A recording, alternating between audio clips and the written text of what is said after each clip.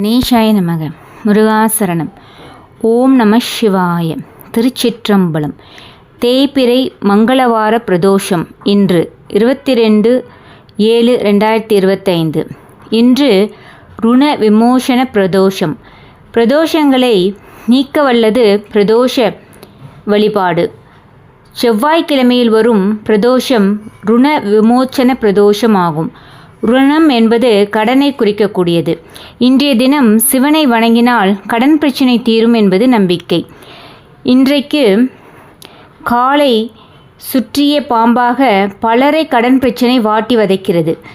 பணமாக பெறப்படும் கடன் மட்டுமல்ல, தேவ பூத பித்ரு ஆச்சாரிய மனுஷ்ய தோஷம் என்று வகைப்படும் இவைகளை களைய இந்நாளில் நந்தியம்பெருமானுக்கு அருகம்புல் மாலை சாற்றி பிரதோஷ வேளையில் சிவபெருமானை தரிசித்தால் அனைத்து தோஷங்களிலிருந்தும் விடுதலை பெறலாம்.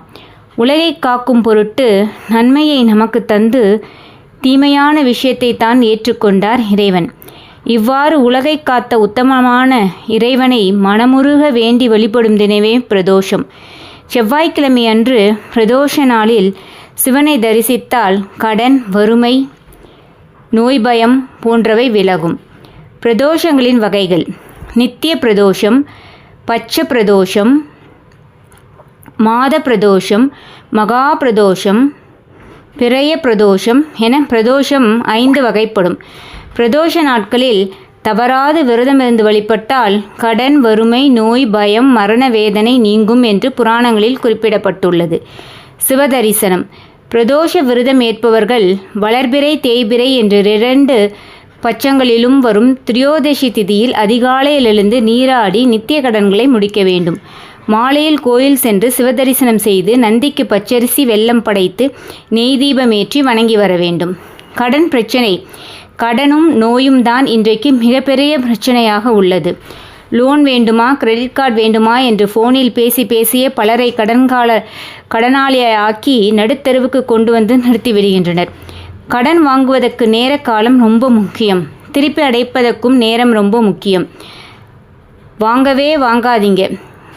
சிறு தேவைக்கு கடன் வாங்க போய் இன்றைக்கு கடன் தேவையாகிவிட்டது. கடனோடு கஷ்டப்பட வேண்டியிருக்கிறதே என்று யோசிக்கிறீர்களா? ஒருவர் ஜாதகத்தில் குரு காலபுருஷனுக்கு 6ஆம் பாவமான கன்னியில் அல்லது ஜாதகம் 6ஆம் பாவத்தில் கோச்சார ரீதியாக பயணம் செய்யும் போது கடன் வாங்கக்கூடாது. குருதான் இருக்கும் வீட்டை வளர்ப்பார். எனவே 6ஆம் பாவத்தில் நிற்கும் போது கடனை வளர்த்திடுவார். எப்போது கடன் அடைக்கலாம்?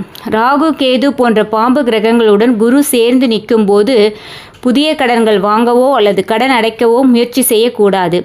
7.5 சனி, அஷ்டமத்து சனி, அர்த்தாஷ்டம சனி ஆகியவை நடைபெறும் போதும் கடன் வாங்க முயற்சி செய்யக்கூடாது. சந்திர பலமற்ற நாளில் கடன் வாங்கும் முயற்சியில் இறங்கக்கூடாது. முக்கியமாக செவ்வாய்க்கிழமையில் கடன் வாங்கவே கூடாது.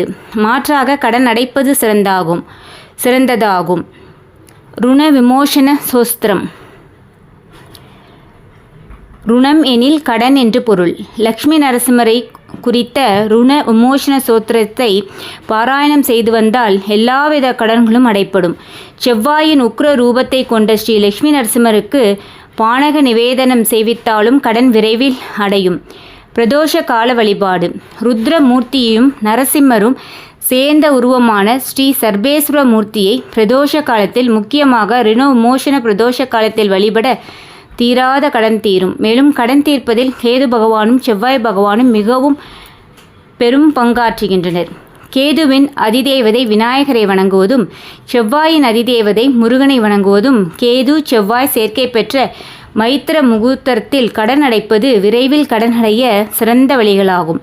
கடன் தீர்க்கும் ருண விமோசன பிரதோஷம். சிவ ஆலயங்களில் இன்று நடைபெறும் பிரதோஷ பூஜைகளில் பங்கேற்று சிவபெருமானையும் நந்தியையும் வணங்க கடன் பிரச்சனைகள் தீரும். வாலாஜபாட்டை ஸ்ரீ தன்வந்திரி ஆரோக்கிய பீடத்தில் இன்றைய தினம் பிரதோஷ பூஜை சிறப்பாக நடைபெற்றுள்ளது. ஸ்ரீ மரதாம்பிகை சமேத மரகேதேஸ்வருக்கு மகா அபிஷேகம் நடைபெற உள்ளது. மங்களாம்பிகைக்கு மாதுளப்பழ அபிஷேகம் நடைபெறுகிறது. ஓம் நம சிவாய. திருச்சிற்றம்பலம். நன்றி.